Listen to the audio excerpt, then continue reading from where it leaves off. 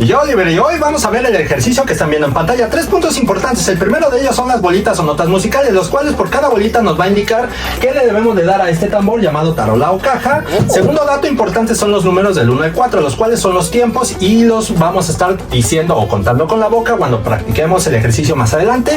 Y el tercer dato importante son las letras D e I que estamos viendo ahí en pantalla. La letra D nos va a indicar que a esa bolita o nota le debemos de dar con el brazo derecho, y la letra I nos va a indicar que a esa bolita o nota le debemos de dar con el brazo izquierdo. ¿Lista? ¿Listo? Vamos a practicar juntos muy despacito este ejercicio. ¡Aleluya! ¡Hasta!